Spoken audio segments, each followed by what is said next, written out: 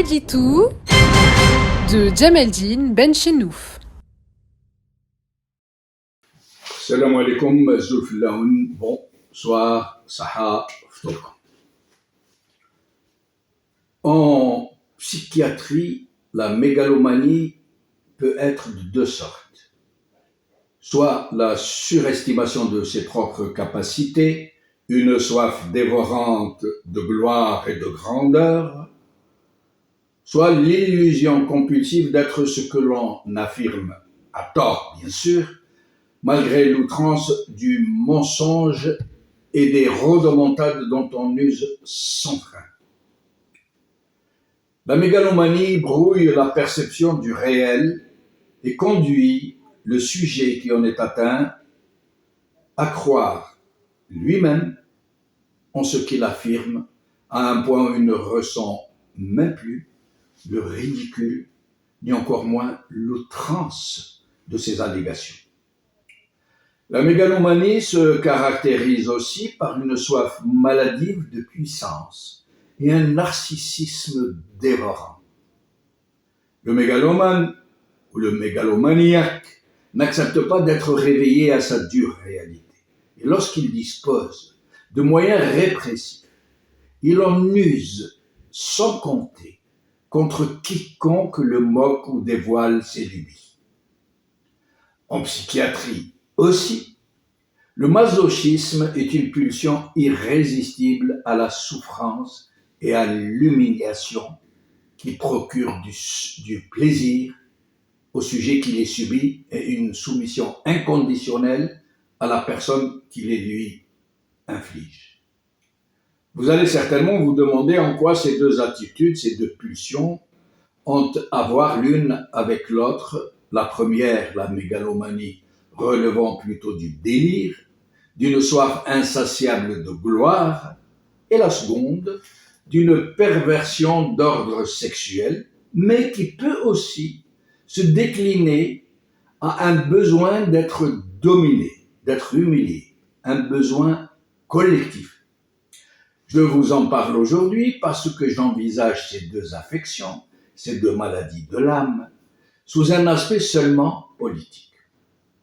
Comme en Algérie, où ces deux tares ont trouvé leur terrain de prédilection, où elles triomphent l'une et l'autre sans aucune retenue, où elles ne se cachent plus, où elles se déclinent de la façon la plus impudique et la plus primaire qui soit. Une mégalomanie politique arrivée au stade du bouquet final, qui pousse toutes les limites au-delà de leurs extrêmes, qui devient l'archétype de sa propre définition et qui a réussi le prodige de se manifester de la façon la plus caricaturale qui soit, non pas seulement dans le pays où elle sévit tous les jours, avec tous les moyens possibles de l'amplification, mais elle a poussé cette mégalomanie, ses limites, jusqu'à s'exprimer depuis la tribune de l'ONU, où elle n'a pas craint d'affirmer par la bouche du président algérien que l'Algérie est sur le point d'atteindre une capacité de dessalement d'eau de mer jamais atteinte par aucune puissance mondiale, soit 1,3 milliard de mètres cubes d'eau de mer par jour, soit plus de 10 fois la production mondiale.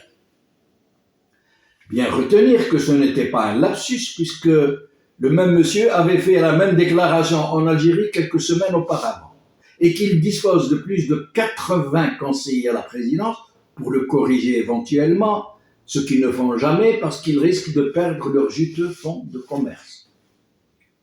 Il en a été ainsi de la déclaration du même personnage devant le secrétaire d'État américain, en visite à Alger, à qui il a confié, en le regardant dans le blanc des yeux, que l'Algérie s'apprêtait à produire facilement, a-t-il précisé, 10 millions de tonnes de blé par an, soit la même production que le Canada, 5e producteur mondial. Pareil pour la ligne TGV Tamanrasset-Alger, qu'il a promis aux populations et qui leur permettrait de parcourir la distance de près de 2000 km en 6 ou 7 heures, avait-il tenu à préciser. Pareil pour le secteur de la santé algérien, dont il avait affirmé, sans sourciller, qu'il est le meilleur du Maghreb et d'Afrique. Et d'innombrables autres hallucinantes sorties du genre, comme celle qui martèle que c'est le mensonge du siècle et que de dire qu'il y a des détenus d'opinion en Algérie, que le même monsieur est le président le mieux élu depuis l'indépendance du pays, que la démocratie est née en Algérie, que les révolutions du Portugal et d'Espagne ont été conçues en Algérie, alors que nous ne savons toujours pas de quelle révolution espagnole il parlait. Et infiniment d'autres délires du genre, aujourd'hui banalisés, éclipsés les uns par les autres, puisque leur débit est sans fin. Maintenant que nous avons évoqué cet aspect de la mégalomanie par le meilleur des exemples que nous pouvions donner, laissons le président Tebboune nous dire lui-même ce qu'est le masochisme politique. Regardez, écoutez. ويصبح كما قال الفيلسوف قال لك انا نفهم الديب لما منين يكون ياكل في الخروف تسيل اللعب نتاعو بالدار جاي يريق هو ياكل في الخروف يتلدد اما الخروف ياكل فيه الديب هو اللعب نتاعو تسيل هو يريق ويتلدد لان الديب ياكل فيه. هذه وضعيه خطيره. سي لو سومي دو مازوشيزم وحنا خليناهم.